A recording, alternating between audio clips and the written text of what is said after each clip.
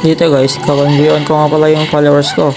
Tapos 713 wins, 0 loss na ako. Tignan nyo guys, panoorin nyo itong nakalaban ko. Hindi siya naka-flicker, naka-purify pala siya. Grabe, ang talino niya, nabigyan ko na sana siya. Kaso, ako pa yung nabigyan. Tapos dito nakita ko siya, tipi siya ng tipi. Tapos ayun, nikayaran ko sa mukha. Tapos sinipa ko.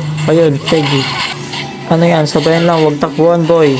Sinipa na naman kita. Huwag mo ko sisipain ah. Dito guys, may nakita ko sa comment tapos nireplyan ko. Kung natalo na ako, edi sana nakita mo na may talo sa akin sa comment, di ba? Ba't naman ako matatalo sa mga kagaya niyang pipitsugin?